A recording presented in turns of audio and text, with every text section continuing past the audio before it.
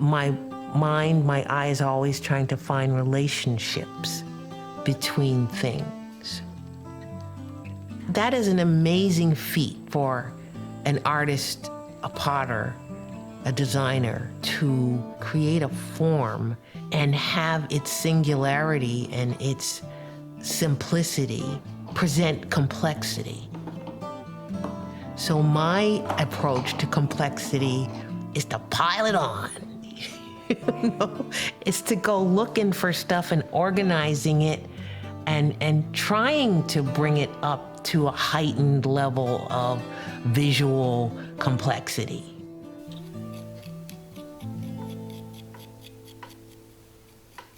For the working class African American family, the choice to become an artist versus becoming a doctor, there was no contest.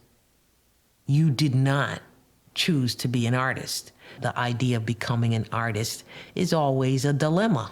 So the people around me were my biggest influences and provided examples to me. I was born in Pittsburgh, Pennsylvania, at a time when that city's economy was based on the steel mills that line the Monongahela River. All of my male relatives worked in the steel mills. We lived in an area just outside of the city called Penn Hills, in a very small house that was surrounded by woods. I spent my days roaming these woods with my friends, often in perilous situations when I think about it. But this was our life. This was what was so exciting about it.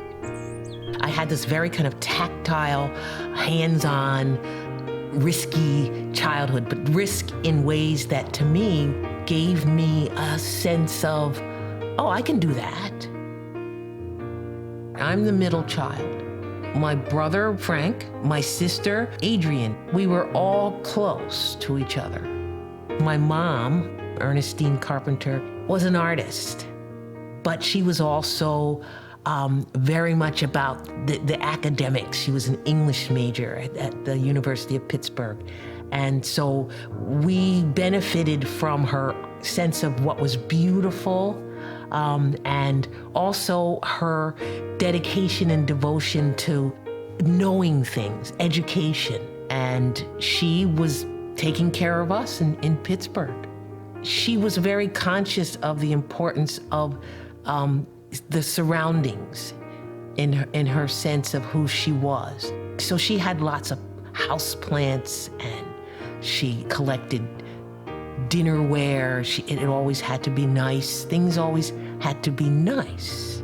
She gardened. Nothing was ever basic for her. It was always enhanced. It left a deep impression on me.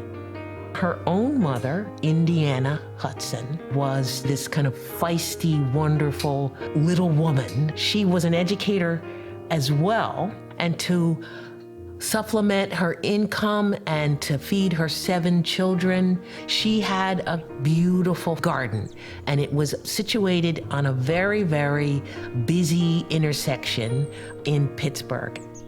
My mother enabled me to go to art schools from an early age. So every Saturday morning, she would take me to the Carnegie Museum in Pittsburgh, where I would attend classes.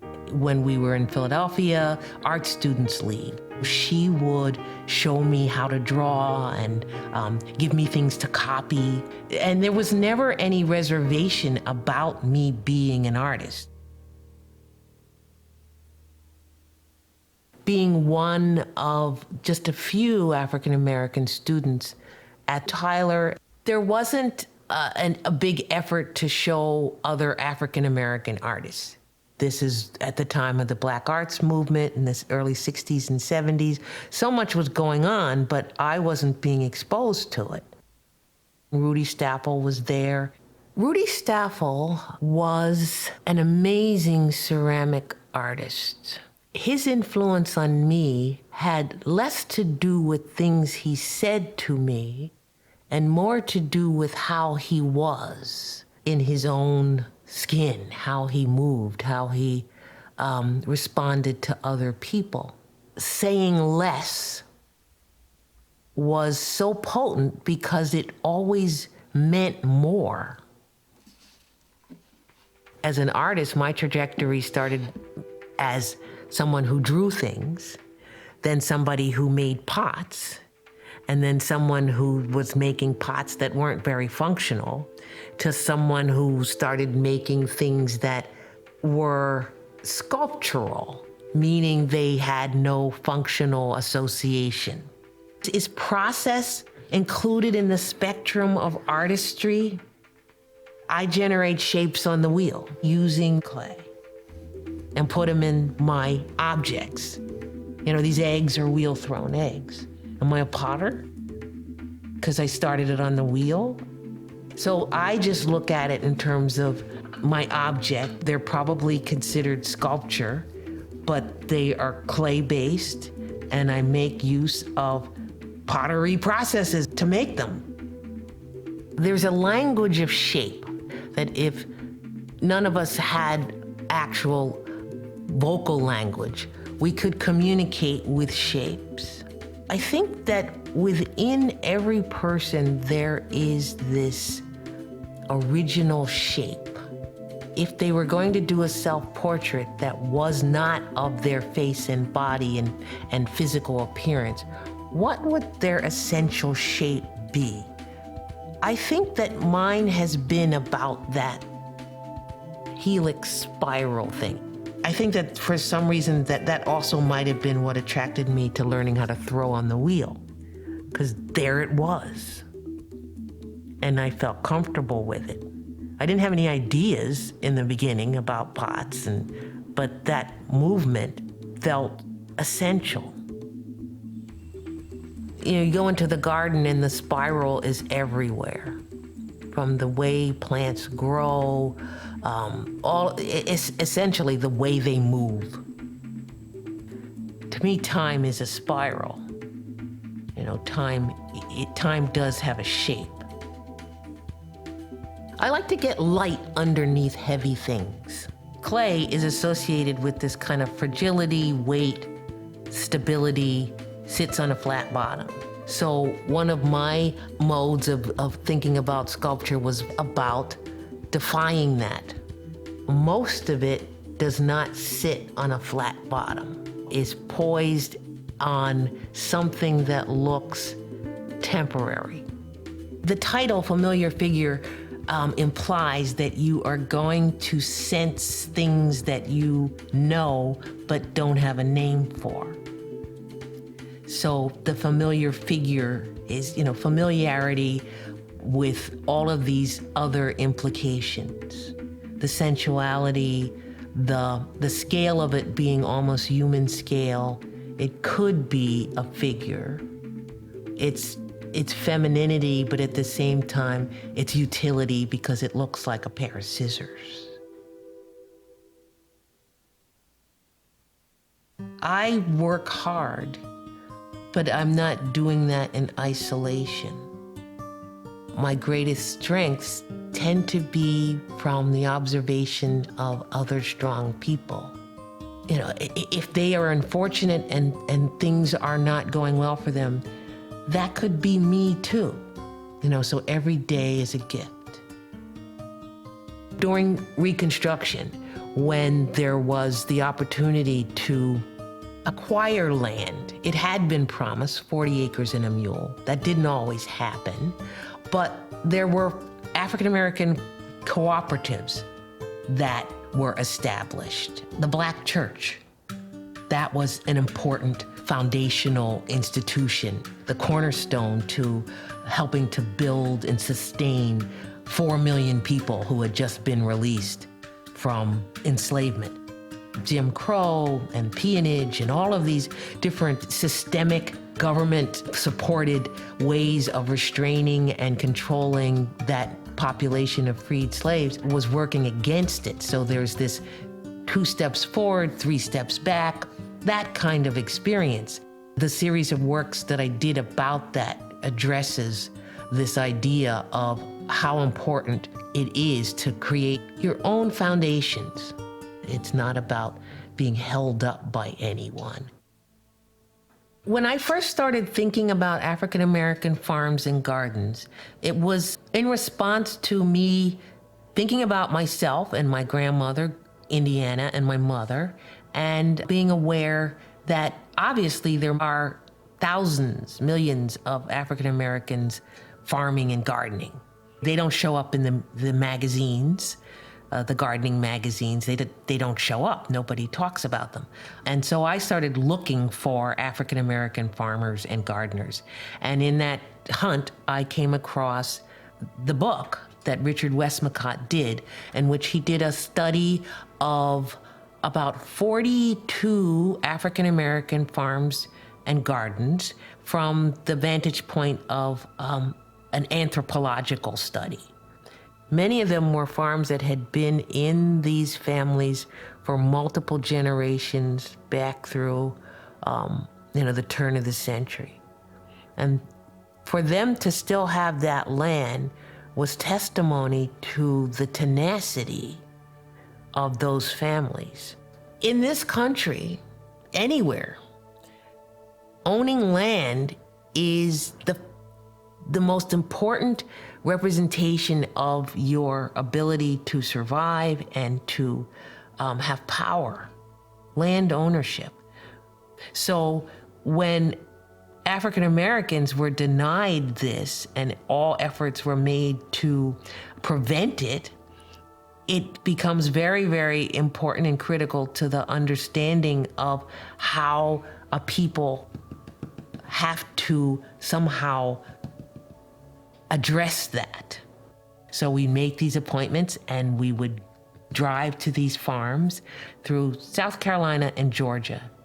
I did a lot of photography. I had a list of questions that I asked of them, so did interviews. So this was an important experience just for me to go look and see what I noticed.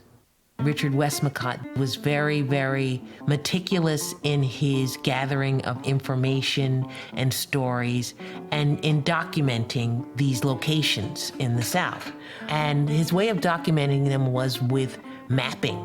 These graphics to me were very, very compelling. I immediately looked at them and said, what happens if these are given three-dimensional form? Now, the reason why I asked that question is because I had done a previous series of pieces that were the Expanded Leaf series. And the Expanded Leaf series was me looking at leaves in the garden which are flat, delicate, two-dimensional, and thinking, what if I blew them up and gave them volume, gave them weight? And so I made that series, and the leaves turned into animals. They turned into bodies. They had a lot of movement in them, just by giving them a third dimension.